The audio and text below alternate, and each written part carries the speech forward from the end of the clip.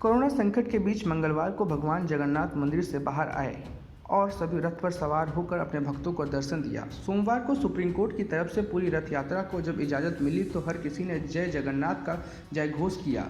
Supreme court में रथ यात्रा की इजाज़त के लिए केंद्र सरकार, मंदिर समिति के अलावा ओडिशा के नयागढ़ जिले के 19 साल के मुस्लिम छात्र आफ्ताब हुसैन ने भी पुनर्विचार की अपील की थी। रथ यात्रा को लेकर अदालत का रुख करने वाले हुसैन नयागढ़ ऑटोनॉमस कॉलेज में बीए अर्थशास्त्र के तीसरे वर्ष के छात्र हैं। अब आपको हम बता दें कि सलाह बेग कौन थे। सलाह बेग मुस्लिम थे और लेकिन वह भगवान जगन्नाथ को बड़ा मानते थे। मुख्य तीर्थ से गुचिड़ मंदिर तक की 3 किलोमीटर की यात्रा के दौरान सम्मान के रूप में ग्रैंड रोड पर स्थित सलाह बेग की कब्र के पास स्वामी का रथ कुछ देर के लिए रुकता है। मुगल सूबेदार के पुत्र सलाह बेग उड़ीसा के भक्ति कवियों के बीच विशेष स्थान रखते हैं क्योंकि उन्होंने अपना जीवन भगवान जगन्नाथ को समर्पित कर दिया था। वह 17वीं शताब्दी के पूर्वार्ध में हुए थे। कहते हैं कि एक बार सलाह बेग मुगल सेना की तरफ से लड़ते हुए बुरी तरह घायल हो गए थे। तमाम इलाज के बावजूद उनका घाव ठीक नहीं हो रहा था। इस पर उनकी मां ने भगवान जगन्नाथ की पूजा की और उनसे भी प्रभु की शरण में जाने को कहा। मां की बात मानकर सलाह बेग ने भगवान जगन्नाथ की प्रार्थना शुरू की। उनकी पूजा से खुश होकर जल्द ही भगवान जगन्नाथ ने सलाह बेग को सपने में दर्शन दिया। अगले ही दिन जब उनकी आंखें खुली तो शरीर के सारे घाव ठीक हो चुके थे। भगवान के चमत्कार से जब सलाह बेग ठीक हो गए तो वो जगन्नाथ जी के दर्शन के लिए मंदिर गए, लेकिन उन्हें किसी ने मंदिर के दाखिल नहीं होने दिया।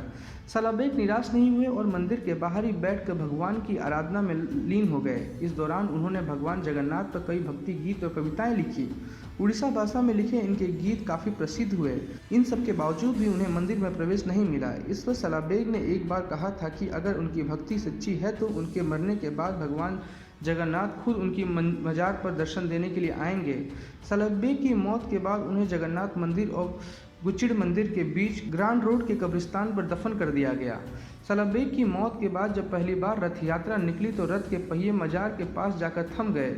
लोगों ने काफ़ी मशक्कत की लेकिन रथ मजार के सामने से नहीं हिली। तब रथ यात्रा में शामिल एक शख्स ने तत्कालीन उड़ीसा के राजा से कहा कि भगवान के भक्त सलाह बेग का जयकार लगवाया जाए। उस व्यक्ति की सलाह मानकर राजा ने जैसे ही सलाह बेग का जय घोष करवाया, रथ अपने आप चल पड़ा। दरअसल सलाह बेग की इच्छा के मुताबिक भगवान जगन्नाथ की जब रथ यात्रा निकलती है तब मजार पर उसे दर्शन देने जाते हैं। तभी से हर साल सलाह बेग की मजार पर कुछ समय के लिए रथ को रोका जाता है।